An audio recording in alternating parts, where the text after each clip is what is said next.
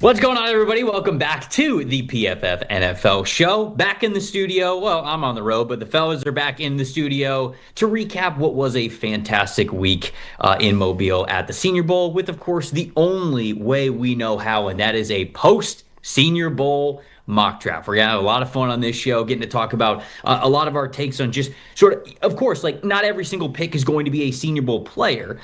But we were on the field, we were out afterwards, we were talking to media people, and you just get a lot of intel on what the feeling is of the 2026 NFL draft, which players you think are going a little bit higher. So all of that gives us a lot of changes here for the first mock draft post-Senior Bowl. Fellas, how we feeling? I know you're fresh off the plane. You're fresh off the plane straight to the studio, baby. You guys' work ethic like no other. How are we feeling? Fresh off the layover in Houston. We've been here for maybe in the studio for maybe all of 20 minutes, and it's at least a little bit warmer. It's t-shirt weather in here. A little climate control. We can get a little bit more energy going to us when it's not 30 degrees outside. Yeah, Trevor, I'm already battling a cold from the Senior Bowl this past week, but it was a lot of fun at the Senior Bowl this past week. You said we're not picking all Senior Bowl players. I thought that's what we were doing here. I was very prepared to take Diego Pavia, number 1 overall to the Raiders, but I guess we're not doing that. I was going to say, good luck when we get to 28 and 29 if that's what we're doing here.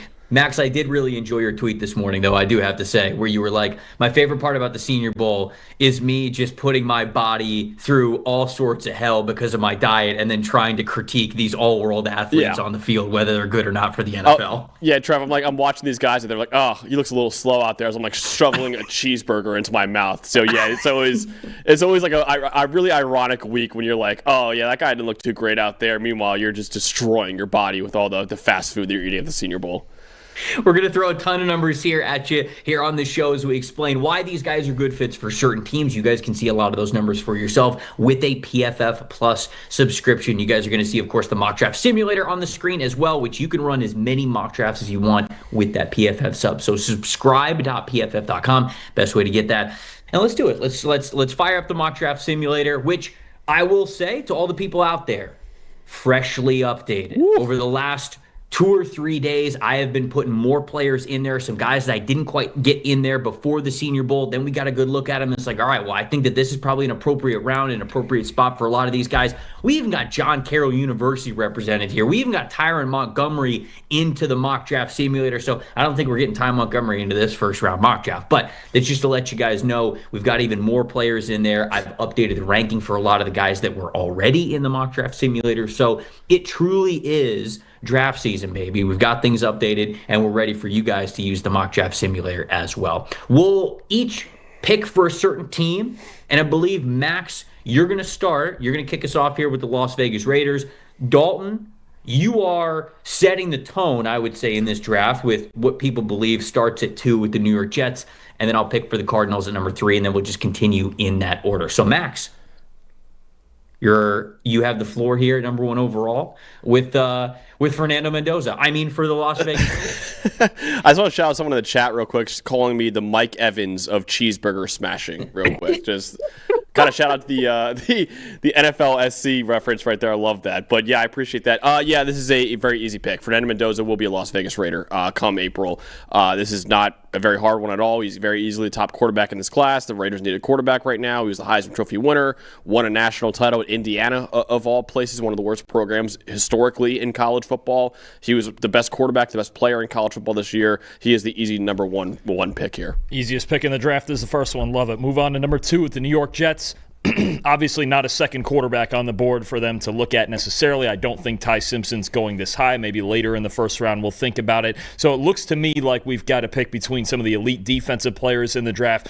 Trevor, I'm going to go with the number 2 guy on your board right here, Ruben Bain Jr. from Miami. And obviously you can decide between, the pass rush ability of him and Arvell Reese possibly and David Bailey as well. But one of the big difference makers with Bain to me is that he's an elite run defender, right? He's so powerful. He can move all around the line of scrimmage. To me, the more I watch him, the more he's a cheat code in the run game. He can fix both your pass rush and your run defense, be that big presence off the edge and even move inside a little bit. He's a tone setter for any defense he goes into. I think to me, this is a best player available sort of situation. And if I'm picking between 2 guys, honestly, that's Ruben Bain or it's Caleb Downs. I'm going to go with Bain. I'm going to build the Jets in the trenches. I got no problem with that. I am a Ruben Bain Jr. guy. Like he would be the player that I would take for the Jets as well. But I'm curious. I just do want to ask you a follow-up. Like, let's say Reuben Bain was not in this draft. David Bailey and Arvell Reese, I think, are two players that have really high ceilings if you look at the pros, but then there are some cons for them. And okay, is David Bailey a total like 3-down player? Is there an exact position for Arvell Reese? I'm just curious, like for the Jets specifically, who would have been your backup plan here? Like, who's number 2 for you? Do you feel a certain way about Bailey or Reese where they would be the next guy for New York? I would probably go David Bailey. He's led the nation in pass rush grade the last 2 years. We've seen that elite pass rush ability. Not that Arvell Reese doesn't have that potential in him, but you know me, I usually go with players that I've seen produce as opposed to the potential, right? And I get the idea with Reese, if he moves to the edge full time, he's that good an athlete. Or if you feel like he could be one of the best linebackers in the league or be a hybrid, something like that. But to me, I think what I've seen out of Bailey the last 2 years, I would trust that a little bit more. Didn't you just say you would take Caleb Downs, though, right? Well, that's the other option too. Is I would heavily consider Caleb Downs, but I also know it's the safety bit, and, right. And if we're being a little bit predictive here, I don't think they're going to do it. Agreed. I would highly consider it. I think Bain and Downs are the two biggest game changers in this draft. I really do. Yeah, I do agree with you. One of the things that I feel like I heard a lot in Mobile at the Senior Bowl is a lot of people are talking about Caleb Downs because there's a lot of different opinions. I can't really find anybody who thinks he's a bad player because he's certainly not. I don't think there's anything that we've seen from him over the last 3 years that would bring up the word bad or even average. But I think there was more like, yeah, he's good. Is he great? Especially from the athletic perspective. I heard a lot more reservations about people saying like, yeah, I don't really know if he's going to test like an elite athlete. And because of that, is he going to go a little bit later in the draft than we think? And you mentioned, Dalton, that we're kind of towards the season where we're getting a little bit more predictive with how we're doing our mock drafts. And so very interesting that you would say like, hey, I'd consider Caleb Downs here at number 2, even though I think he is in all likelihood going to be drafted certainly lower than number 2, but we'll see in this mock draft where he ends up going and a good fit. So the Cardinals are sitting here at number 3, and this is my first pick. I'd love for them to go offensive line. I was one of the people that was trying to be as loud as possible last year with like, hey, I understand that they're trying to get a lot of defensive talent for Jonathan Gannon to be able to work with, but that offensive line is not good enough. I think that a lot of people looked at what Drew Petzing was able to do in his first year as offensive coordinator. They were like, oh yeah, it's just gonna continue to go up. And I looked at that offensive line and felt like that was going to be a major reason why they wouldn't. And they've got good pass catchers. They've got good running backs when they're healthy. We'll see at the quarterback position what ends up happening. I think that Ty Simpson could potentially be on the board here for them at number 3. I think Francis Mauigoa, who, in my opinion, probably has the highest floor of the top offensive tackles that we're thinking about. Maybe you think about him at number 3, but number 3 is not really a draft spot where you want to pigeonhole yourself into just like need. I think that you really want to give yourself the ability to pick the best football players. I'm going to take Arvell Reese here at number 3. I'm going to take him to be that true second-level defender where I see him more as an off-ball linebacker. He can do some good things for you with speed to power when he's blitzing and playing on the edge, but I do think he is at his best when he can seek and destroy, when he can hunt. He reminds me so much of Edgerrin Cooper and how good Edgerrin Cooper has been as just an attacking off-ball linebacker for the Green Bay Packers. I think the Cardinals, for as much as they've got talent throughout the rest of their defense, they are still missing that type of a player. And again, at number 3, I don't really want to just force this just to force it. So instead, I'm taking a guy who I think has got a really, really high ceiling, albeit one that still needs to develop in a true position, but a guy who is super talented in Arvell Reese there with the Cardinals. I think it makes a lot of sense. The Cardinals linebackers, to me, are the weakest part of their defense, and he gets back with his old Ohio State teammate there, Cody Simon, as well. Yeah. Yep. Max, Tennessee Titans, number 4. Yeah, that was exactly my pick right there, Trev, and Arvell Reese. So thanks for that. Yeah, too bad, brother. But I'm gonna look at the offense here. Actually, I'm gonna try to build more around Cam Ward, and I know there's a big debate right now who the top receiver in this class is between Jordan Tyson, Carnell Tate, even and Mekhi Lemon, who I thought was the best receiver in college football this past year. I'm gonna go with Carnell Tate here, the Ohio State wideout to the Tennessee Titans, and hopefully he and Alec Ayman, another bigger receiver there in Tennessee, can form a dynamic duo there for Cam Ward. But with Arvell Reese off the board, with Ruben Bain off the board as well, another guy I was looking at for Tennessee. Thought about David Bailey for a second, because I do think Tennessee needs that impact pass rusher like him, but I also really want to build around Cam Ward in Brian Dable's offense there in Tennessee. So I'm going to take Carnell Tate here, the Ohio State wideout to the Titans. I think that's reasonable. Sorry, Trev. I think the pass rush also, it's going to be interesting what Robert Saleh wants to do with that. True. If he feels like he wants an edge rusher to start this thing off with, but either way, they have needs at both defensive end and at wide receiver. Either one makes sense.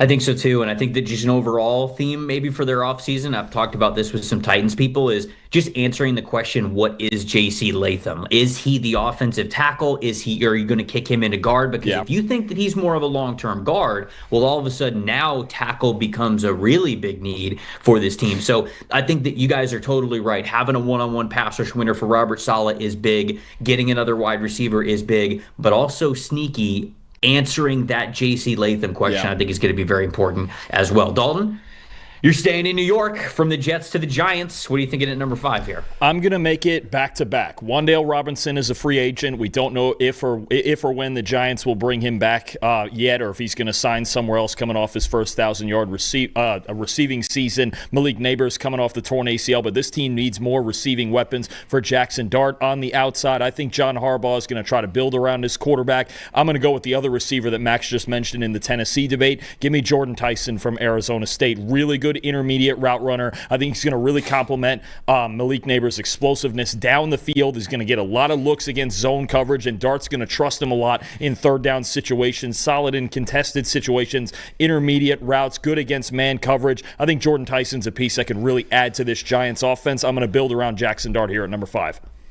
And look at you guys just taking wide receiver right off the board before Cleveland comes up at number 6. Do I dare make it 3 in a row? I think Mekhi Lemon's good enough to be a top 10 overall pick.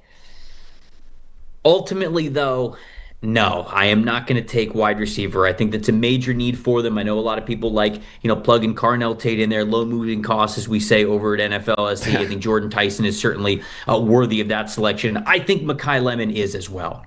But getting back to the theme of offensive line, I am going to take Francis Mauigoa here. I am going to take the offensive tackle, because it's basically the same thing of sort of what I talked about with the Cardinals. I looked at Cleveland last year, and I was shocked at how little they invested in their offensive line, given how old the offensive line was and how unknown it was going to be long-term at the offensive tackle spots. And so, to me, you just need steady. You need stability. And is Francis Mauigoa Penei Sewell? Is he Tristan Wirfs? No, I don't think that that's the case. But I do think that this is a 2-contract type of an offensive tackle for you. And you can't say that and just brush it off as if it's nothing if you get the opportunity to take these guys every single year, because you don't. So Mauigoa, to me, is immediately one of the most talented offensive linemen that is on the team, even with some of those veterans still on the depth chart now before we get to free agency. I just think that he is somebody that Todd Monken desperately needs for some stability and some long-term answers along the offensive line. So I'm going Mauigoa from Miami, who had a really great year. You guys obviously know that very well, covering Miami as good as anybody possibly could all the way to their national championship run. So Mauigoa was a big part of that. Trev, there's one reason why Miami made it as far as it did in college football this year, all the way to the national title game. It's trenches. And you can see right here, 2 of the top 6 picks, Ruben Bain Jr., Francis Mauigoa. I bet we get Akeem as a door later on in this mock draft as well. I mean, you better believe it, brother. You better believe it. Yeah, he was unreal this year, too. Their trenches, they were the best team in college football in terms of offensive line and defensive line combination, and it explains a lot right here. Well, like I said, 2 of the top 6 picks coming from Miami's trenches. You're on the Max, clock, Washington. You're up next. So this is really hard for me, because those 2 top players on the board you see right there on the PFF mock draft simulator are the 2 guys I'm looking at for Washington, because I think their defense just needs so much help. I think David Bailey would be great for them as a pass rusher. However, Caleb Downs is the most can't-miss player, I think, in this draft. Washington had the third worst coverage grade of any team in the NFL this season, too. Caleb Downs, I just think he's going to be a star in the NFL. And I don't really see – maybe he could bust, but I think he's going to be at least a pretty good safety in the NFL, if not an elite one. So I'm going to take Caleb Downs here to the Washington Commanders. So like I said, they just need star power on that defense at any position right now. And Caleb Downs, like Dalton said before, I really do believe he's probably the best player in the draft. I think he's a game changer. I think he's the safest pick in the draft, and especially for that defense and that secondary, like you mentioned, this is an absolute need. You take the best player on the board. To me, I know we have it flipped right here for partially for the sake of being predictive here, but I think Caleb Downs is the best player on the board. The Commanders really should take him if he's there at 7. Max, it's funny. I don't think you were looking right at Dalton when you said this, but you were like, I mean, he could bust, and Dalton just goes, no, like he immediately just shakes his head. He's like, no. Well, I don't want to be I don't want to be old ticks exposed 5 years from now if he does not having a great career. So I was like, oh, there's a chance. All pub is good pub, baby. As long as they tag you, as long as they put the Twitter handle there. That's true. All pub is good pub. Dalton, what about you with the New Orleans Saints? All right, this is the first team where I would start thinking about this. I know we've got some other needs. Maybe some depth at wide receiver behind Chris Olave, interior defensive line, interior offensive line, but the guy that I really love for the Saints at 8, ironically enough that I said it that way, is the top running back in the draft. By far, this team needs to jumpstart their run game, balance this offense. Tyler Shuck made progress. You can find receiver and interior help later, especially when you talk about interior offensive and defensive line. We can work on that in day 2. If you want the one true impact running back, to me right now, full stop, you take Jeremiah Love at number 8. You balance this offense, and if you can get the trenches just a little bit better in free agency, especially in the interior at those guard spots, and maybe take a day 2 guard as well, now I think Kellen Moore has his Saquon Barkley. This is where I would go with the 8th pick if I'm the Saints. I understand there's other trench needs, but this is a trench-heavy draft, and I can find that later. I'm taking Jeremiah Love at number 8. I think that it's certainly an option for them. I think the question with Jeremiah Love, when you're going through these mock drafts, and certainly when you're selecting him in the top 10, it is never going to be like, is he a good enough football player? I think that everybody would tell you he's a good enough football player for that. But I think the other part of the question is the team ready, right? Like we kind of saw that with Vegas, where Vegas drafts Ashton Genty, and it's not that Ashton Genty's a bad player, but now you look at it a year later, you go, man, were they ready for a premium running back investment like that? And I think that there's plenty of reasons to say that they could have been, and it just wasn't a good year for them.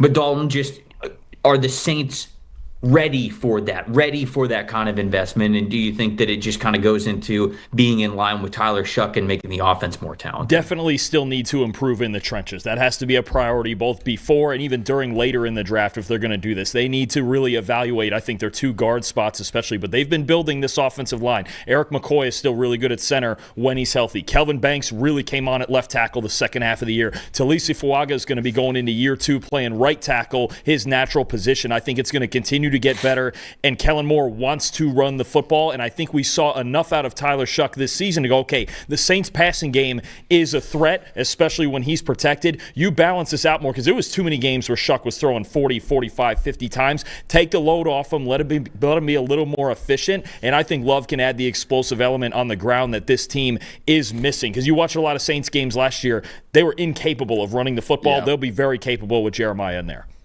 Makes sense. That part certainly checks out for what Jeremiah Love is able to bring to the table. Before we get to the Chiefs at number 9, this PFF betting segment brought to you by our friends over at DraftKings. A lot of Super Bowl odds, a lot of Super Bowl prop bets that are out there. And man, one that Dalton and I were talking a lot about is what the Seattle Seahawks defense could be doing to make Drake May very uncomfortable. And something that we talked about, a game plan that they could have, is leaning into those zone coverages, playing those 2 high coverages. They ran a ton of quarters and cover 6 to, just have a lot of disguise in what they were doing on the back end, but they made sure that they had those deep defenders there. When you play that zone coverage, that also limits how much Drake May is able to utilize his legs, because they've got so much speed a lot of times playing from those nickel formations. And so playing in those 2 high zone coverage shells could really be the key to limiting Drake May and making him still struggle like he kind of has throughout this postseason. DraftKings Sportsbook, the number 1 Sportsbook for live betting. It's making every snap, every drive, every moment of the Super Bowl 60 count with DraftKings Live Millions, featuring over $5 million in prizes just for betting live. Here's how simple it is. Head to DraftKings Sportsbook app, opt in, and receive a promo token. Place a live bet of $1 or more on the Super Bowl, and you're automatically entered. That's it. And then every live bet means another shot to win. Place a live bet, stack your entries all Sunday long. Once the game wraps up, we'll randomly select our prize winners. There will be more than 100,000 winners. The question is, will you be one of them? So jump in, bet live, and let the entries roll for a shot at over $5 million in prizes. Download the DraftKings Sportsbook app. Use the promo code PFF. That's promo code PFF. Bet live for your share of $5 million in prizes with promo code PFF in partnership with DraftKings. The crown is yours. If you got a gambling problem, call 1-800-GAMBLER. In New York, call 877-8-HOPE-NY or just text HOPE-NY. In Connecticut, call 888-789-7777 or visit ccpg.org. On behalf of Boot Hill Casino in Kansas, wager tax pass-through may apply in Illinois, 21 plus in most states. Void in Ontario. Restrictions apply. No purchase necessary. Opt-in required. Minimum odds are minus 500. Prizes either bonus bets or single-use 20% profit boost. Max bet $20 that expires within 30 days. See official rules for entry period and free method of entry. Sponsored by Crown Gaming Incorporated. That puts the Kansas City Chiefs on the board here at number 9. Don't do it to me, Trav, please. I'm the Bengals, and I'm begging you not to do it to me here at number 9. David Bailey never makes it this far. Don't do it to me. He never makes it this far. I feel like I have to. If I'm the Kansas City Chiefs, what are you telling me? The Chiefs wouldn't draft David Bailey if he was sitting staring at him right there at number 9 overall?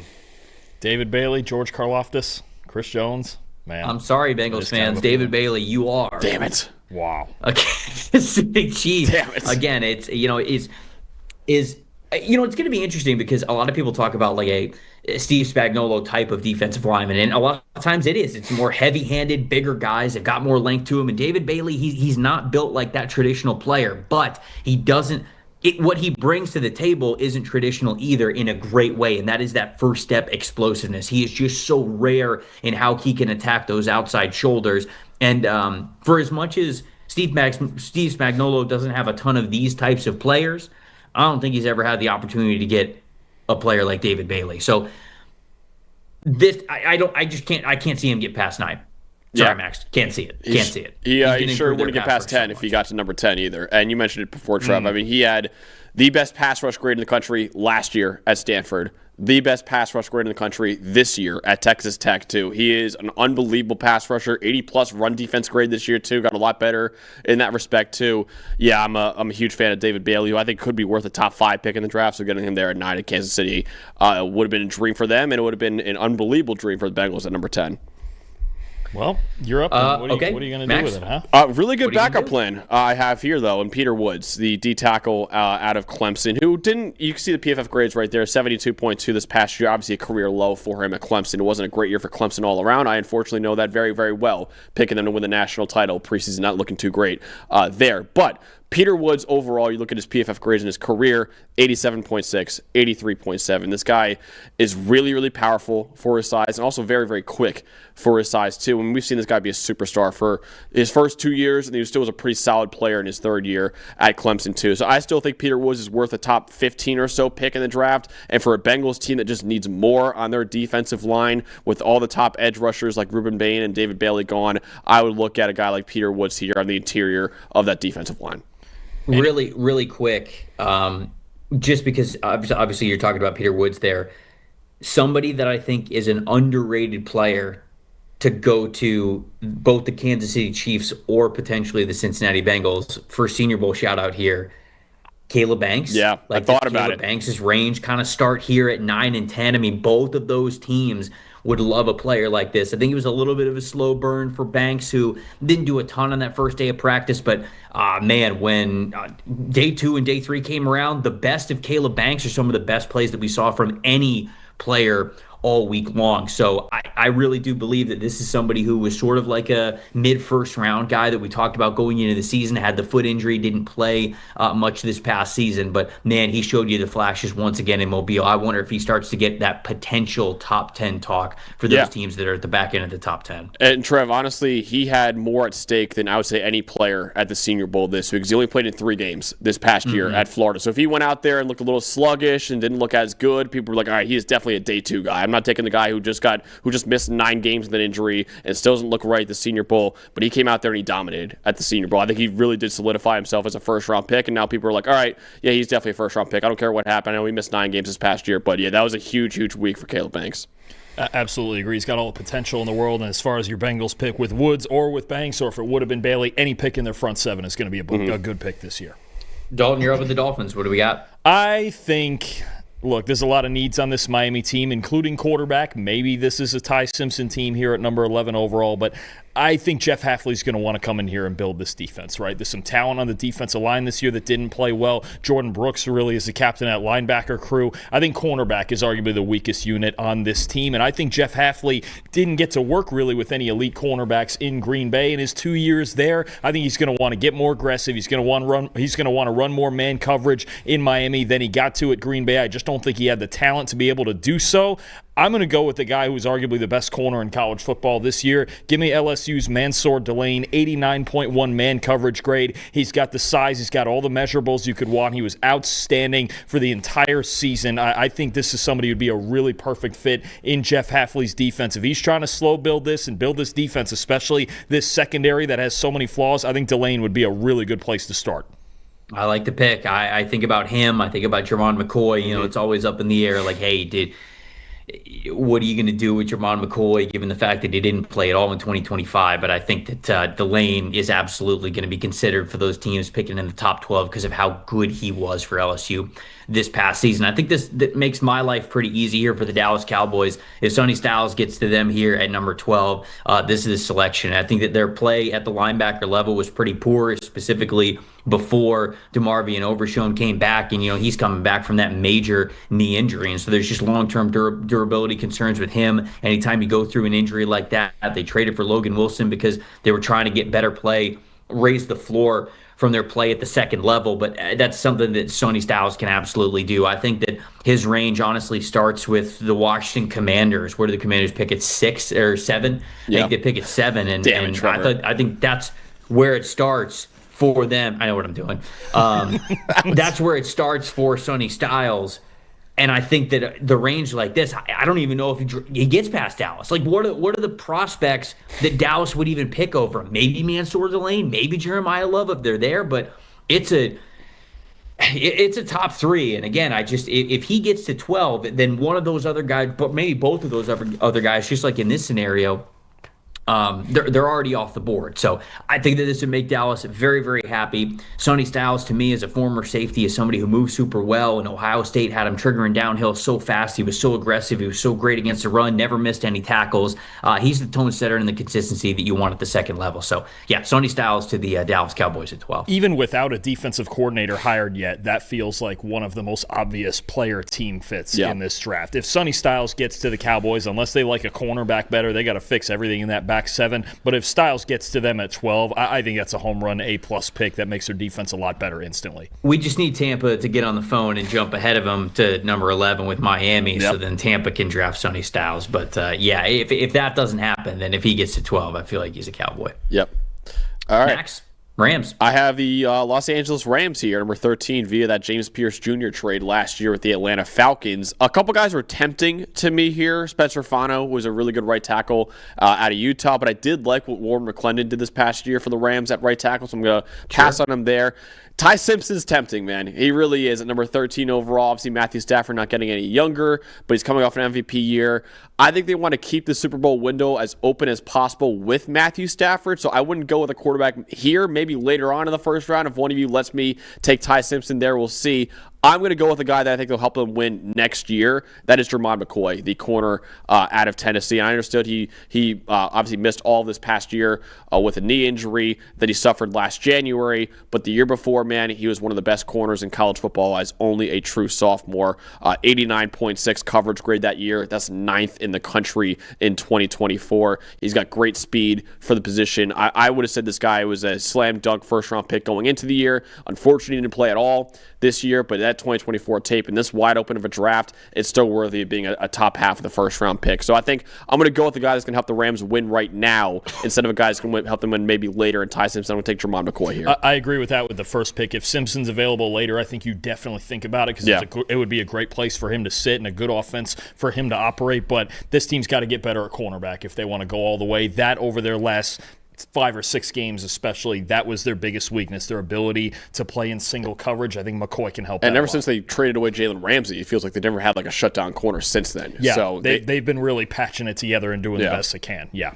I cannot remember who said this on Twitter, but somebody had said nobody's 2025 tape was better than Jermon McCoy's 2024 tape at the cornerback position. And I think that that's a good way to encapsulate why we still talk about him as a top 20 overall pick, because he is that talented. And he's got the size and the athleticism to be able to play those press man coverage roles, which give you so much flexibility if you could put him on an island against a team's best wide receiver. Dalton, you're up with the Baltimore Ravens here at number 14. This is very interesting. I think you have several pretty glaring needs for the Ravens, right? The guard spots are very much in flux right now. Their pass rushers are one of the worst in the league this year, and I still think they need receiving depth aside from Zay Flowers, right? So I think when you talk about some of these tackles, maybe a guy that could move inside to guard like a Spencer Fano could make a lot of sense. Jesse Minter coming in there as a head coach knowing they need a pass rusher off the edge. Maybe a Cassius Howell makes some sense. Maybe TJ Parker got up in that range with his Senior Bowl performance. But,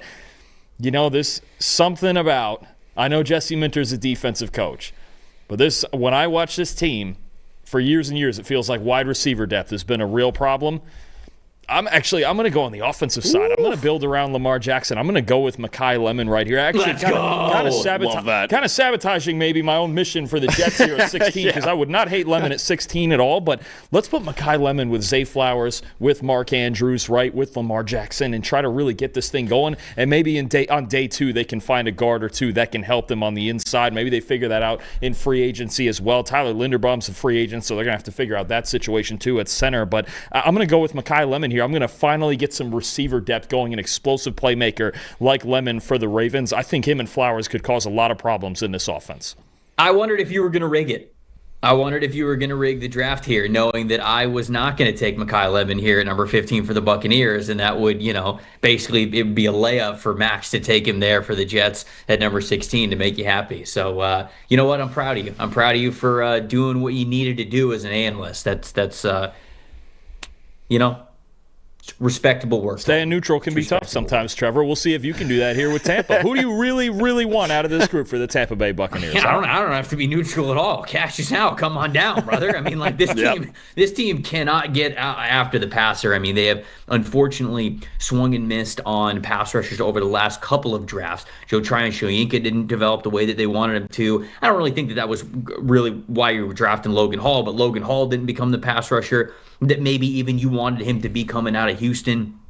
The signing of Hassan Reddick wasn't as impactful as you wanted to. This is the team that drafted Chris Braswell as well, and he did not make a impactful presence on their defensive line in the trenches as a pass rusher the way that he needs to. And you have a guy in Cassius Howell who has had an elite pass rush grade over the last 3 seasons. Pass rush win percentages right around 18, 19, 20% in each of the last 3 seasons. And I get it. He's going to have really short arms. But this guy, the way that he gets off the ball is so impressive. He's just got a fast, frenetic pass rush style that is so difficult to stay in front of. And when I watch his tape, I even think that there's things that could get cleaned up. I even think that his footwork is a little bit erratic at times before the ball is snapped and before he gets off the ball and into the backfield. And you can get a little bit more detailed, a little bit more shored up in what he's doing. And I think he can get even better as a speed rusher. So for a team that so desperately has to get better at rushing the passer, Cassius Howell is the easiest pick here for me. All right. I'm going to give you the Jets pick at 16. I'm actually not going to do it. You're not going to do it? Nope. I'm going to put the pressure on you to do it. And I'm going to do it. I'm going to do it. I'm taking Ty Simpson. Oh, boy. To the New York Jets. I'm going to do it. See, I knew you'd do something I disagree with.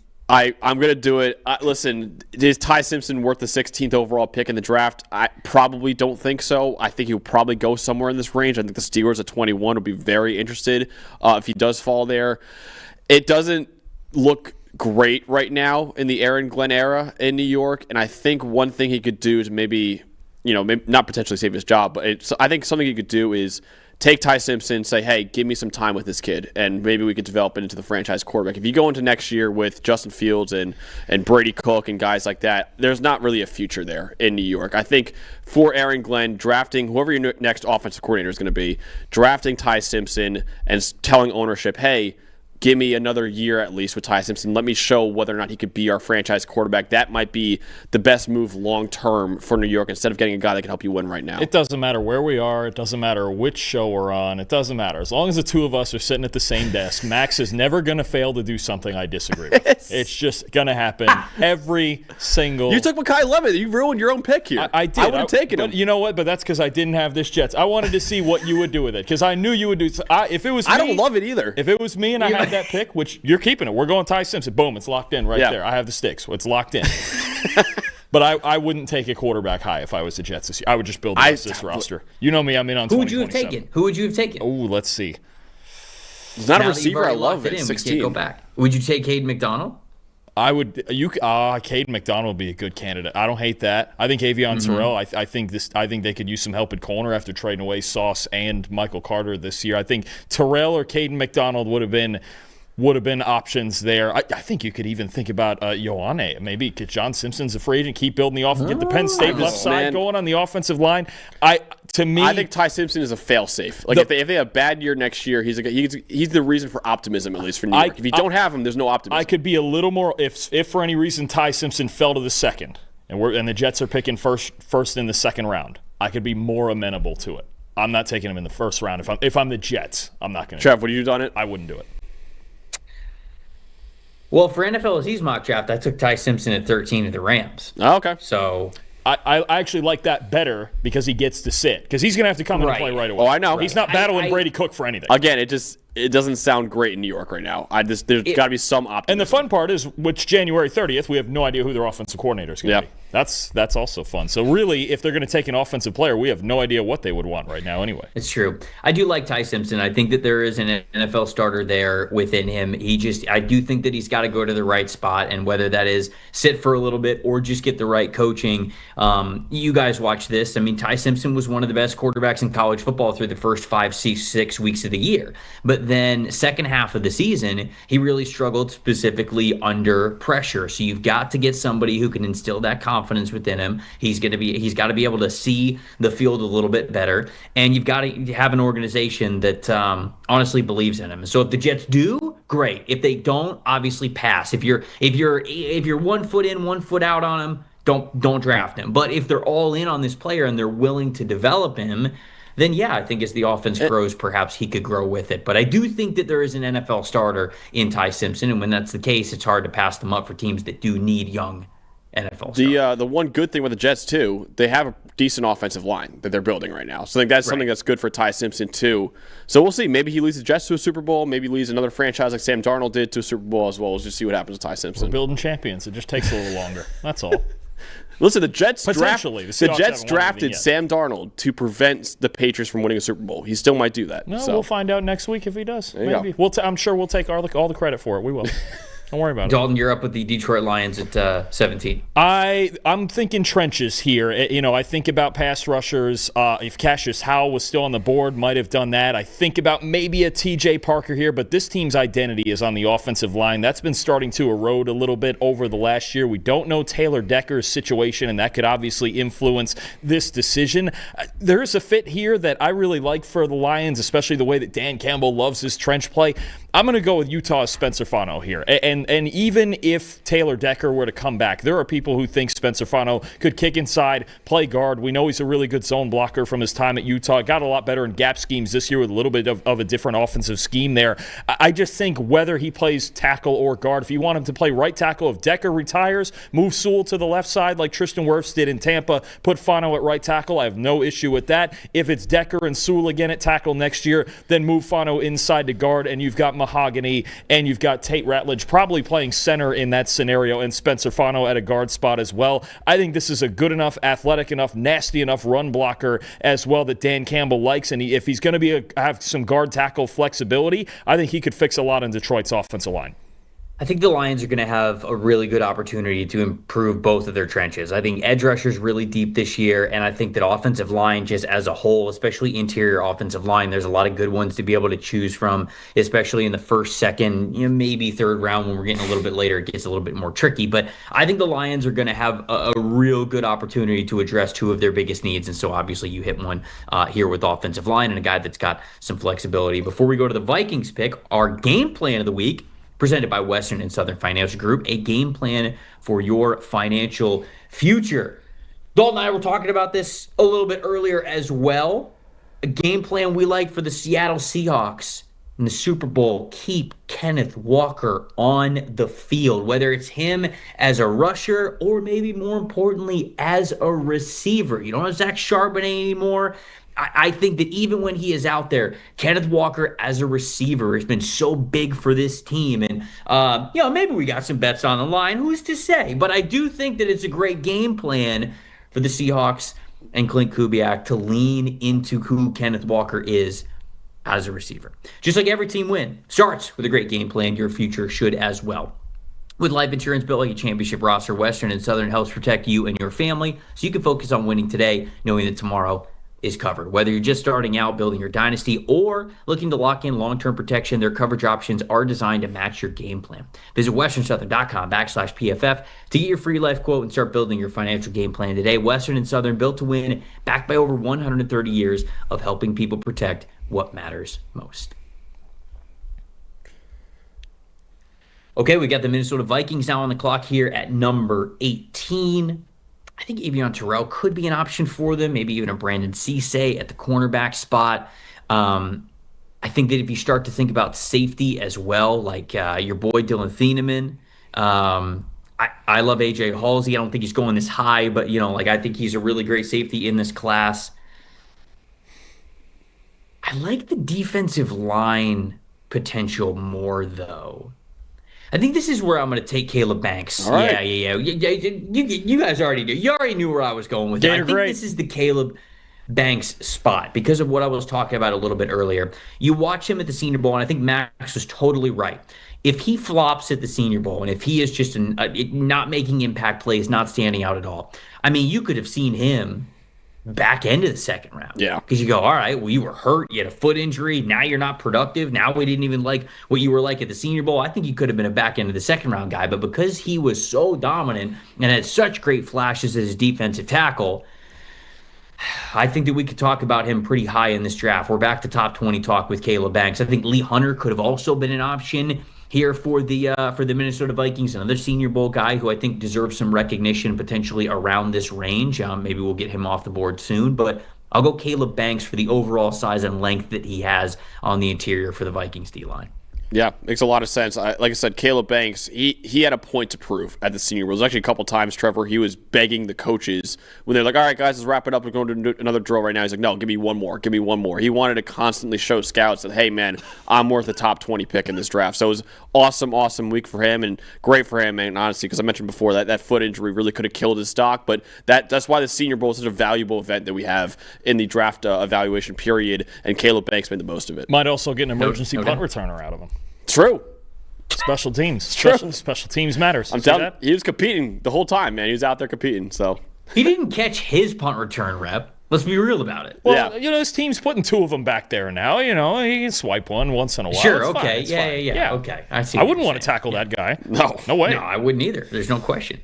Max, you've got the Carolina Panthers here at number 19. Who are you going with? Man, TJ Parker's very tempting here. However, I think, and I like Keldrick Falk a lot, I think he's going to go higher than this range right here. I think this guy might be a top 15 pick in the draft, honestly. So I'm going to, for the sake of realism, I'm going to go with Keldrick Falk here, the edge rusher out of Auburn. I know the Panthers are the second worst pass rush grade this past year, but you're hoping guys like Nick Scorton and maybe Princely Amon-Mielen can help out in that department. They still need help in run defense, as well, the 9th worst run defense grade in the NFL this year, too. I think any defensive lineman, whether it be a D-tackle like Caden McDonald or a edge rusher like Keldrick Falk, would be a smart pick here. But I do think Keldrick Falk would be the highest drafted of any of the guys left, so I'm going to take him here to the Panthers. I think that's a sneaky good fit, because I think when a lot of people look at Carolina, they go, hey, we need pass rush. We need pass rush. I still think they have good pass rushers on the roster in Nick Scorton and Princely Amon-Mielen. Like, even if you draft Keldrick Falk, like you said, the team wasn't as good in run defense as I think people realize. So you get stronger in run defense. You're hoping that Keldrick Falk obviously becomes an even better pass rusher, because I think this is someone whose tape kind of out. If you just look at the numbers for him, you're going to be disappointed in Keldrick Falk as maybe a top 20 pick. But when you watch the tape, you see so much athletic potential for a player of his size. So you've got a little bit higher of a potential ceiling for him. You get better in run defense overall. I think Nick Scorton's going to continue to grow as an even better pass rusher in year 2 and year 3 of his rookie contract. And then I think the same with Princely Amon-Mielen, who now you get to turn into a designated pass rusher that you just get to release in advantageous situations. So I haven't seen this mock draft pairing, but I really don't hate it. I think there's a lot of picks that make sense for Carolina. Parker, like you mentioned, Caden McDonald, Keldrick Falk. If I go on the offensive side, I think Kenyon Sadiq is a sneaky one there. I think they need one of those athletic pass-catching tight ends, but I think you're right with Falk. Keep adding to this defensive line, make this run defense better instantly, and try to develop him as a pass rusher. Dalton, you're back up with the Dallas Cowboys here. All right, defense, as we know, is the theme. You got a linebacker in Sonny Styles already. I think that's an A-plus pick. I'm just going to go with the top corner on the board right now in Avion Terrell. This team needs all the help in the secondary they can get. Consistent, aggressive player in his last 3 years at Clemson. Forced fumbles, tackles in the run game, pass breakups, sticky in coverage. I think, look, he is a little bit undersized. Maybe he plays in the nickel, and if that's the case, I don't even care. This team needs any help in the secondary they can get. If they come out of this first round of the draft with a Sonny Styles, a star at linebacker, or even a C.J. Allen if the order was flipped, somebody at linebacker and a defensive back with these 2 first-round picks, I think that's an A-plus draft for the Cowboys. I'm going with Terrell. That is the dream for Dallas, no doubt. I would think about Ty Simpson here for the Pittsburgh Steelers, but obviously he is not on the board with Max taking him. Side-eyeing me. It's so hard a little bit earlier. At this point in time, I'm not going to consider Trinidad Chambliss.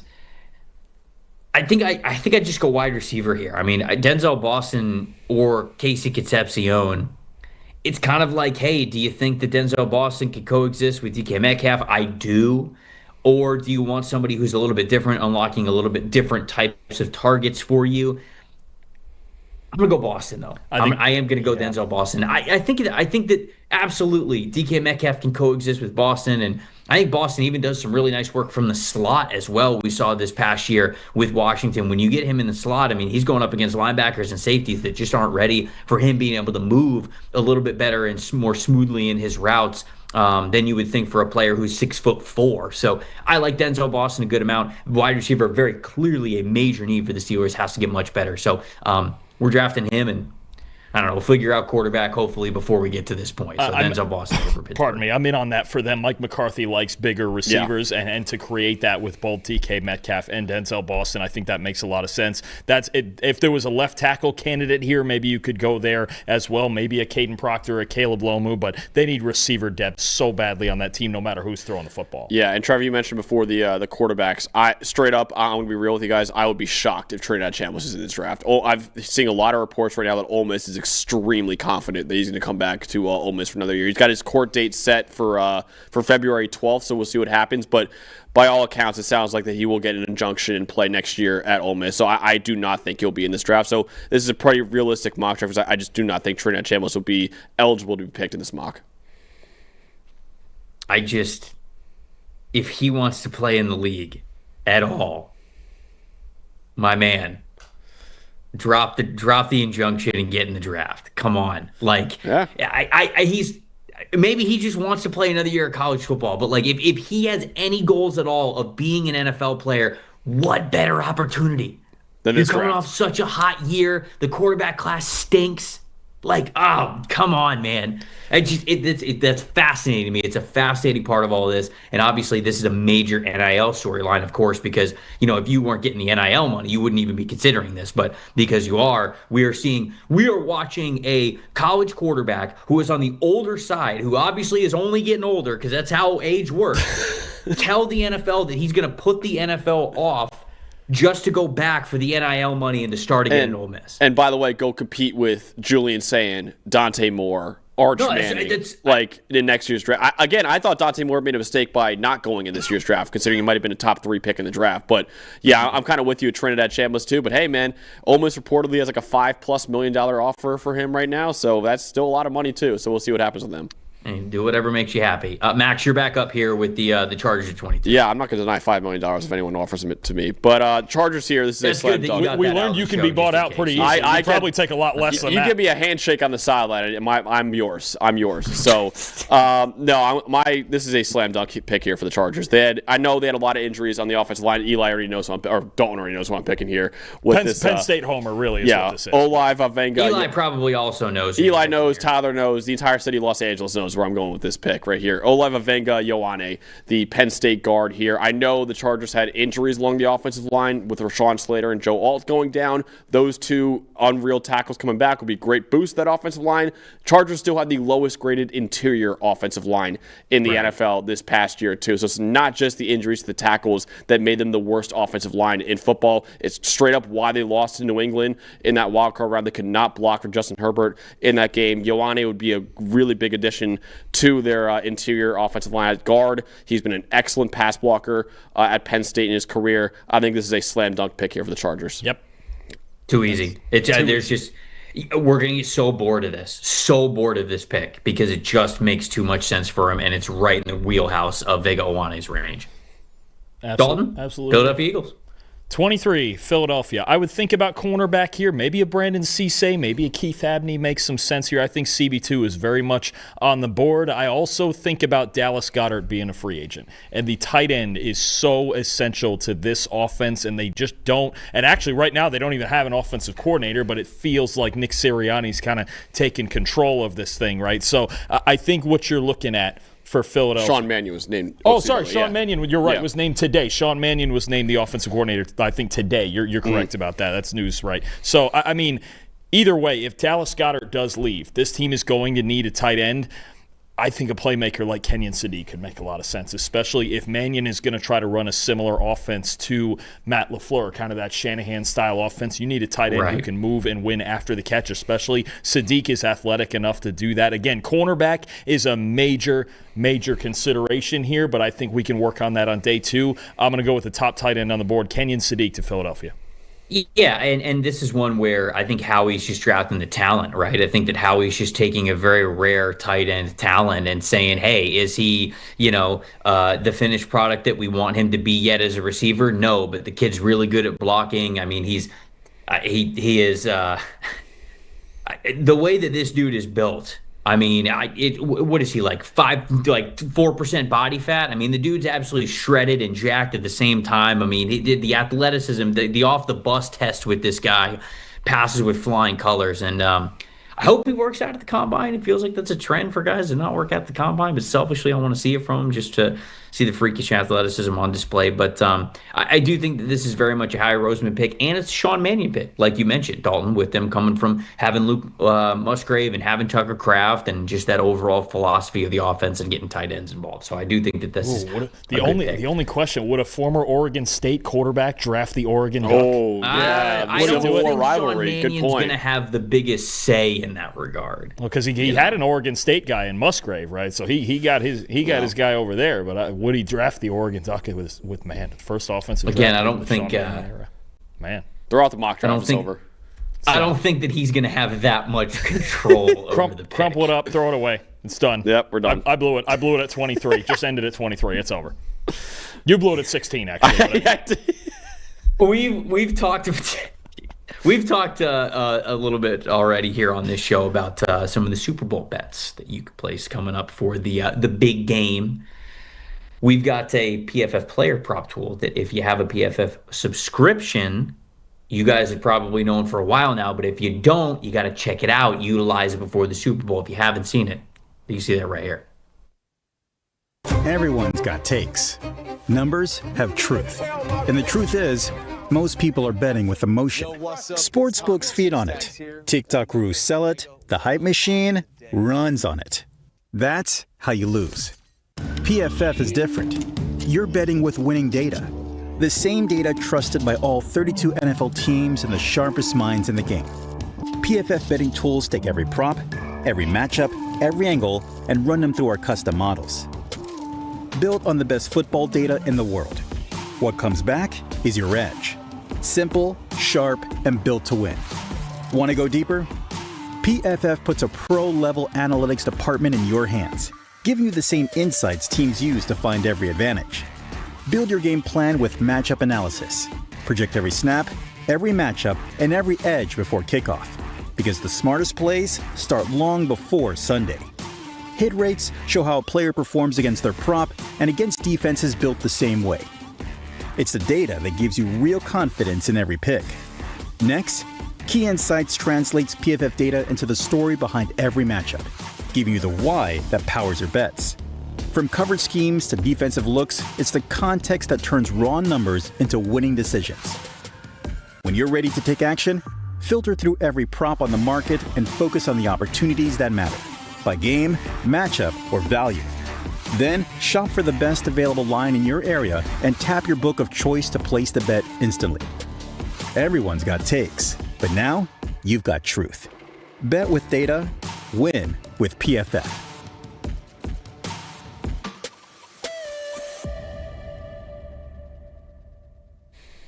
You guys can see that and so much more with a PFF Plus subscription. Subscribe.pff.com is the easy way to get there. Cleveland Browns now back on the clock here on this post-Senior Bowl mock draft. I believe I gave them Francis Mauigoa at the top of the draft. I believe that was. Are you going to double up? That could be a question here with some of the names on the board. Could you double up and just full tilt? Maybe. Oh, I have no issue doubling up. None. I mean, you got Caleb Lomu who's on the board. Monroe Freeling is on the board. Blake Miller is on the board. Jennings Dunker at the guard spot. Caden Proctor is still there. I have no reservations about doing that. However, I'm going to pick Casey Concepcion. Yeah, that makes sense. I'm going to take Concepcion here. I think he's immediately the number. Well, all due respect to Harold fan. I think at the receiver position, he's immediately the number one playmaker here on this team, even going into next season. Really loved how Casey Concepcion improved as a traditional wide receiver this past season. You know, we talked a lot during the summer about him coming over to Texas A&M from NC State, where NC State was kind of just like, hey, let's get the ball in this guy's hands in any way, shape, or form. And it's like, all right, that's cool. For college, it doesn't really develop you to the NFL level. And I think that he developed a lot more as a receiver this year with A&M, which was great to see. Really improved the route running. You saw the yards after catch ability was still there from him, using that good juice and athleticism before and after the ball, which I think that was new to see him be able to do that at A&M. So worthy of a first-round selection, taking him for the Cleveland Browns here at number 24. I'm in on it. Todd Monken maybe trying to find the Zay Flowers of his new offense. I think that makes a lot of sense. And you get a dynamic punt returner there as well. Yep. Max, back on the clock with the Bears. Yeah, I have the Bears here at 25. This is also a pretty easy pick as a top player on the board right there, Caden McDonald. I thought about TJ Parker again here because I do really love him. I think he was the best player at the Senior Bowl this week. But you look at the Bears right now, they did not have a single defensive tackle that even earned a 60 PFF grade this year. Is Dalton running the simulator? Yeah, he is. Because he had Caden McDonald pulled up before you even started what you were talking about. Ever since the Ty Simpson pick, he stopped trusting me with doing any of these picks. He was just taking whoever he wants. I knew where you were going. I just that's certain. We've done this long enough that I just knew. I'm like he's taking this brick wall, and honestly, it's going to be not fun at all if this were the pick to try to block Caden McDonald when it's 0 degrees out there. Oh my God, that'd just be a nightmare for opposing offensive. I already knew you were. I knew you were going here. That's probably the third or fourth pick already. I'm like, yeah, he's gonna do the obvious thing. All right, you got like Ty Simpson, right? I mean, like people talk about edge rusher. talk about edge rusher for this team and talk about safety for this team, but like defensive tackle also a pretty big need for them. So I could absolutely see it. Cool. Thanks. Dalton McDonald. There you go. I actually would have really thought about taking him here for the Bills as well, because the Bills have needs all over. Wow, Deion Walker slander? Yeah, don't do that, man. That's my boy. You need depth. We know you need defensive line depth. Trevor, come on. You only need one. You need 7 or 8 of them. No, you only it's the thing about football. You only need and one. maybe if you're the Cleveland Browns, you only need one. But, He got a pick in the divisional round, Deion Walker. He did. He runs a 4.6. Good player. You imagine? Yeah. Caden McDonald? In theory. Don't make me pick Lee Hunter right now to spite. No, don't do it. I'll do it.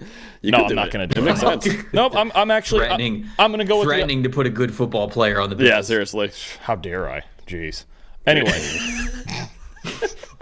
Anyway, I'm going to go with the other guy you were just thinking about in TJ Parker. I'm going to pair TJ Parker with Greg Rousseau, a couple of former ACC pass rushers, a couple of similar players, but I think they can both get the job done on opposite sides. Really good run defender. We saw Parker play so well, arguably the best player down at Senior Bowl week this week in Mobile, and you just saw the violence, the long arm, the violent hands, the attitude he plays with, and in team drills, even setting the edge in the run game. Look, Joey Bosa was really good for them as a pass rusher this year, but I think at this point he's more of a rotational pass rusher. You don't really want him in there on early downs. Even if they re-sign Bosa, I think Parker would be extremely valuable. You would finally have an edge pairing in Rousseau and Parker that you can leave out there on early downs, and then obviously Parker can continue to develop as a pass rusher. So I'm going to get our first Senior Bowl guy off the board here, Clemson's TJ Parker. No, we got Caleb Banks earlier. Oh, did we? Sorry, my bad. Come on now. You're right. Sorry, I forget about the Gator greats sometimes. I forgot, Trevor. I'm sorry.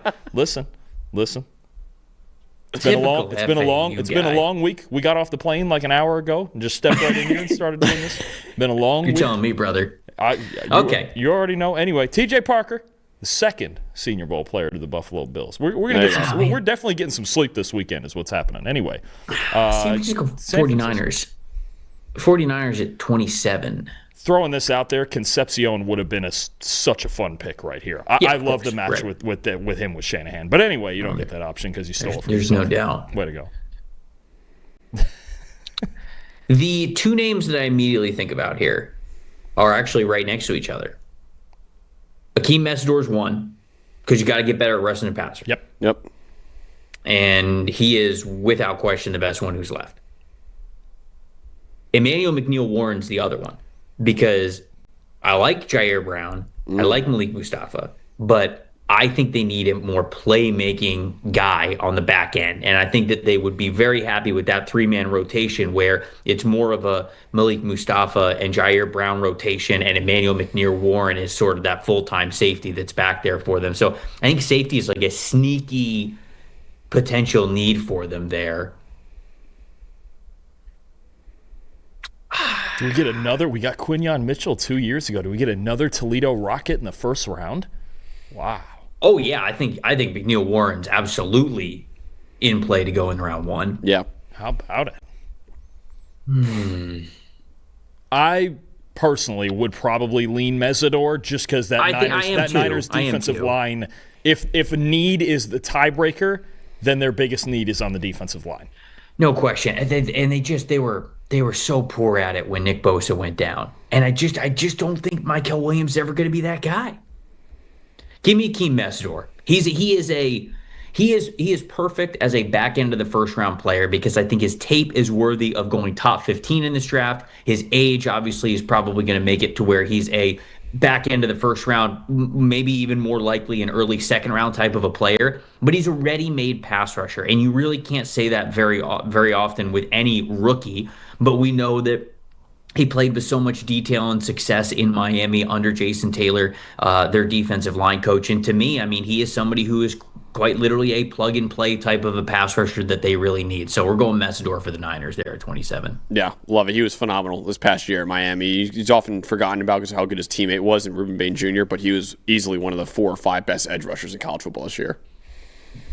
All right, back to you, Max. Yeah, I'm going to take a guy that I'm actually high on in this draft, and I think a lot of people are slandering him a little bit too much right now. It's Caden Proctor, the offensive tackle out of Alabama. And I understand the concerns. Maybe he has to play guard at the next level, but guess what? The Texans also need guards, too. So I think Caden Proctor would be a good pick here. He was a guy that I didn't love the tape, honestly, from his first 2 years of college.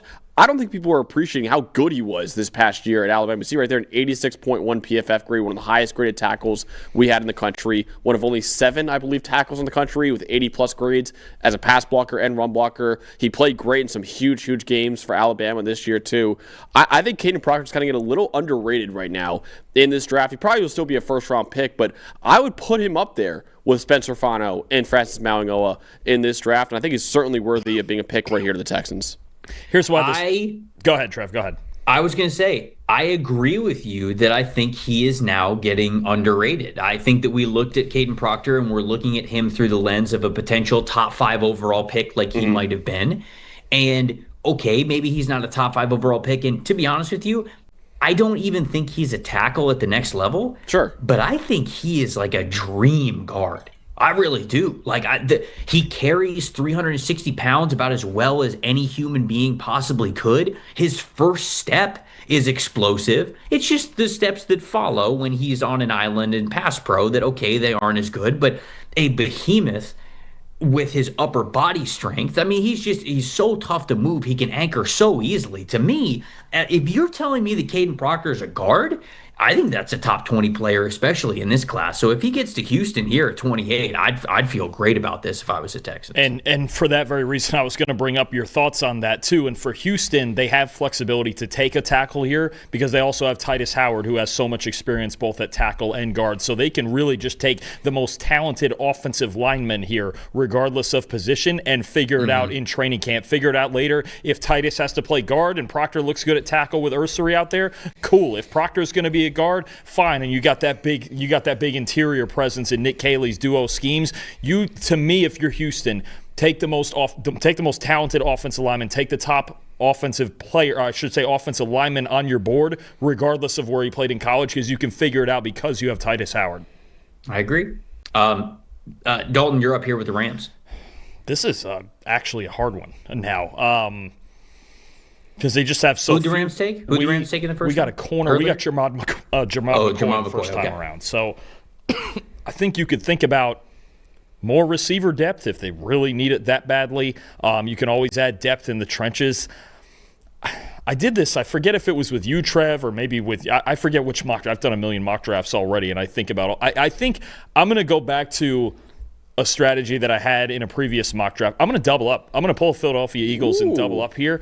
I'm between Cisse and Abney because they're so similarly talented. They got a little bit different skill set. I really like Abney in zone coverage. You see the zone coverage grade there, which, if Chris Shula is staying as defensive coordinator, then I think they need to get back to more of their zone-heavy approach they had early in the year. I thought they ran too much man-to-man coverage. I'm going to go with Arizona State's Keith Abney here. I'm going to double up at corner. I'm going to fix what clearly is this team's biggest weakness. Without Ty Simpson on the board, we don't have that as an option. I'm just going to attack this secondary and try to win a Super Bowl next year.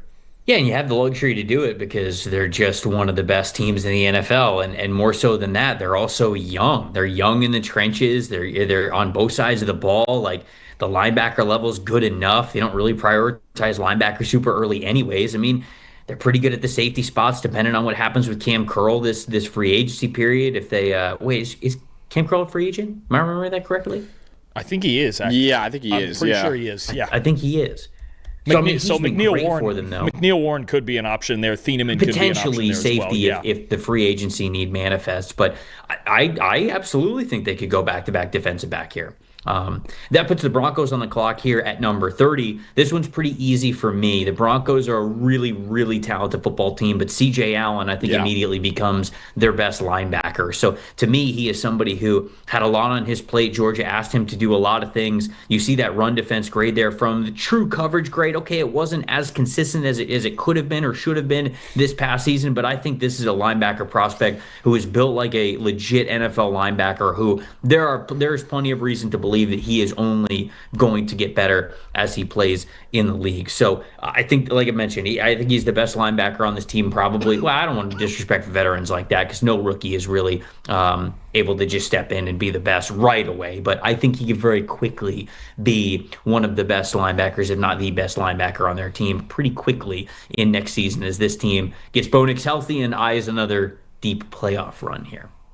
It makes a lot of sense. He was a terrific run defender throughout his time in Georgia. And I think you mentioned before the Broncos, one of their biggest needs, one of their only needs really on the team is linebacker. So I think it makes a lot of sense there for Denver.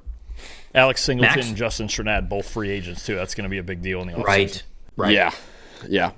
31? 31. New England Patriots. This is a little hard, too, because there's a couple places I could go here. I'm actually going to stick on the offensive line for New England. And I know they took Will Campbell with the top 5 pick last year. I'm going to take Caleb Lomu here, the offensive tackle out of Utah, because I think he maybe could switch over to right tackle. I know Morgan Moses right now is about 35 years old. So he's getting up there in age. I know there's some concerns. I'm not saying I'm one of them just yet, but there's some concerns for some people. Does Will Campbell have to play guard eventually for New England too? So I think Lomu, just getting him in there, he could play right tackle if you need him to. Maybe take over at left tackle if you want to put Will Campbell in at guard, which I wouldn't do just yet. You could let him prove that he needs to play guard before you would do that with the top 5 pick. But I do think regardless, New England should add more to their offensive line right now. And a guy like Caleb Lomu, who probably will be somewhere around a top 25 pick in the draft, I think it's a pretty good value here for New England at 31. Continue to build in the trenches. Offensive line, and obviously you mentioned a veteran out there in Morgan Moses. I think maybe they even look into a center for the future to possibly replace Garrett Bradbury down the line. And then on the defensive side, they're going, at some point, whether it's first round or later, they are going to be looking for edge rushers on this team. Their interior pass rush is outstanding, obviously led by Milton Williams, but they are going to be digging into this deep edge defender class. Yeah. I think Gabe Akis from the Senior Bowl is a perfect fit for the New England Patriots. Now, I don't know if they would pick him here at number 31, but I think that he had a good enough week in Mobile to where you start thinking about him back end of the first round, more likely the top of the second round. But hey, if you like a player like this, who's this explosive, has that pass rush and run defense combination, I could see it here at the back end of the first round, especially if he's a fit, if he's as good of a fit as he would be for a team like New England.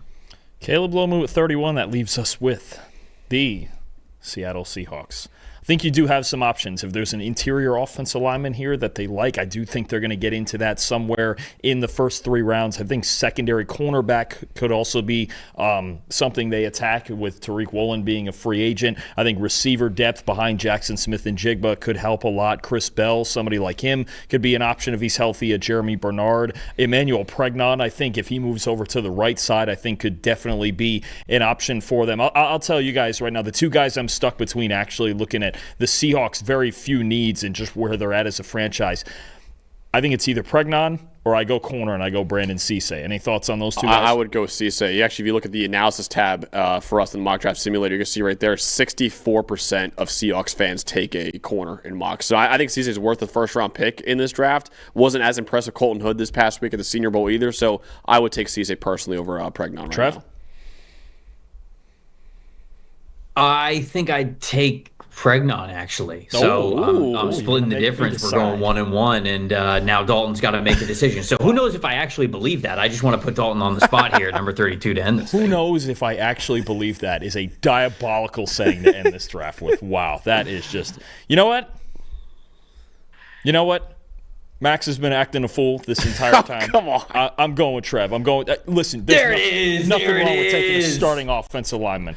And I would say right now, he was by far the best guard in college football this year. I remember Dalton, we did our college 101, ranking the top 101 players in college football. Trevor, we had Pregnon somewhere in the 30s. The next guard was like number 80-something. So he was easily, in my opinion, the best guard in college football this year. So it does make sense here for the Seahawks. We're going with it. They want to run the football. They can get even better at it. Put Pregnon on that left side, on that right side at right guard. Zabel on the left side. They're going to be really good if they add him to this mix.